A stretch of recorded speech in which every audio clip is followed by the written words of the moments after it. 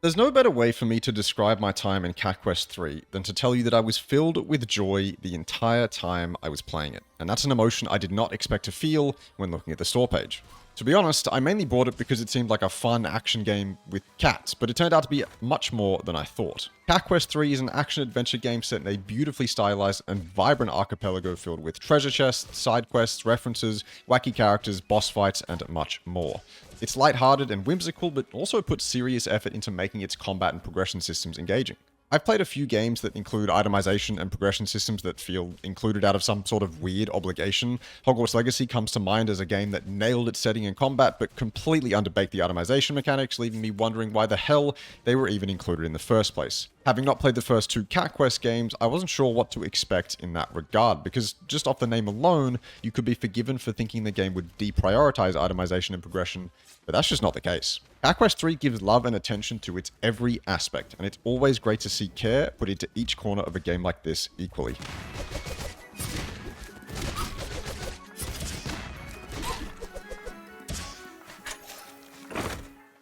Without a doubt, one of the largest contributors to my enjoyment of Cat Quest 3 is how perfectly condensed all of the content is, and this is super important. The separation of each island and the ease of traversal around the archipelago plays a huge role in Cat Quest 3's pacing. Being able to hop in your ship, go to another island, beat up the enemies, loot the chests, complete the dungeon, a side quest even, and then move on all within 30 minutes or less is a blessing. Because of that, this is a short but focused experience. I love my expansive open world adventures as much as the next guy, but sometimes that formula, just significantly cut down, is also fantastic.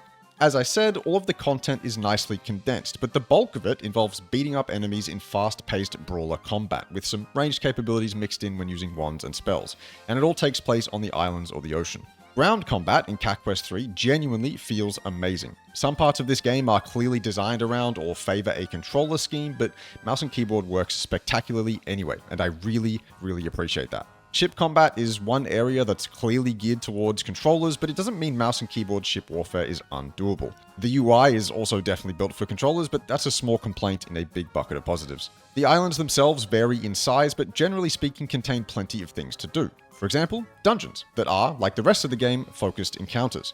And at the end of these dungeons and placed around the islands are treasure chests, granting new and repeat weapons, gear, and ship parts. These little cases of dopamine are the driving force in exploration.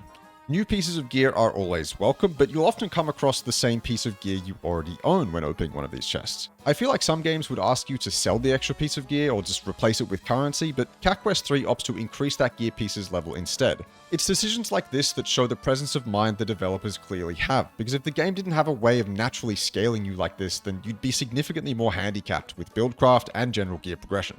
Speaking of scaling, whenever I felt like I needed a power spike in this game or just wanted to make it easier for myself, all I had to do was take a trip back to the hub island. It's here that I'd pay a visit to two important vendors. The blacksmith, which will level up your equipment stats for gold, and the magic shop that will level up your spells for a separate currency. Both are equally important and easy to access. But these vendors are just one aspect of progression, and while they are linear, buildcraft isn't.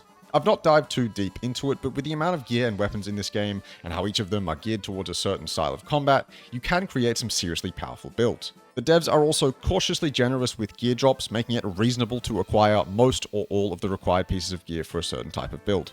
Your ship also has upgrades available, found in the same ways as anything else, although these are more linear power upgrades. But regardless, they're still enjoyable to earn and use. Beyond all that, you've got your character's level, which grants health and base stats as you level up, on top of increased slots for trinkets, spells, and ship upgrades.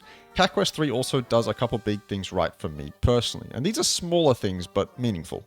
Adding ticks and tallies to each dungeon and island showing your completion progress is something that I really love, and it's a visual indicator of your progress. They also went as far to add a bounty wall of the bosses in the main hub's tavern, rewarding a chest for each successful boss takedown.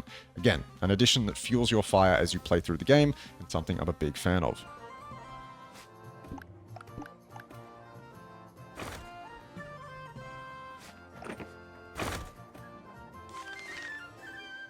So with all of that said, I'm incredibly fond of what they've done with itemization and meta progression, and that's because it takes a simpler yet refined approach and doesn't overcomplicate things. I do want to take a moment to talk about the art style, because it really stuck out to me during my playthrough. You won't be able to fully understand what I'm talking about by watching through a YouTube video, but this shit is seriously crisp. I'm not sure if it's hand-drawn or exactly how they made it, but it's some of the sharpest looking art I've ever seen in an indie game, and it made a tangible difference in my enjoyment.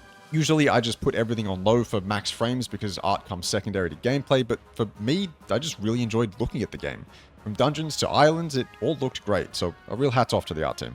I'll take some time now toward the end here to mention the things I didn't like or cared very little for. It would be unfair of me to put the story and writing in a negative category because it's clear that they wanted it to be a more lighthearted game with a simple story, and in that regard, they nailed it. Lots of cat puns, yelling, cheesiness, and some positive messaging mixed in with some of the side quests and storylines. That said, it wasn't for me, so I ended up skipping a lot of the dialogue and missing out on quite a few cat puns, but if that sort of thing is for you, then you should be quite happy. Save points also ended up annoying me a few times. There are plenty of save points around the map, and they're in great spots as well. On top of that, the game autosaves for you quite often, but if you didn't save or forgot to save, you lose all progress since your last save. It's a minor complaint, but I didn't enjoy dying unceremoniously and losing 5 minutes of progress when it did happen. It just kind of kills the pace in an otherwise fantastically paced experience. And the last thing I'll say is more of a warning than a complaint. If you're planning on 100%ing the game, then just before the game warns you about the point of no return during the final mission, go back and complete everything before you finish and enter New Game Plus. I assumed the game would give me an opportunity to return to a previous save after I'd completed the final dungeon, but that wasn't the case, and since I couldn't be fucked to walk all the way back through the final dungeon to the start, I just entered New Game Plus. I do want to 100% the game, though now I have to run through the entire game again. I do get the benefits of New Game Plus, like increased levels, gear, more spell slots, etc., but I think I would have much rather done it before entering New Game Plus. So yeah, this game surprised the shit out of me. I started the video by saying I felt joyous while playing this game, and that is 100% true.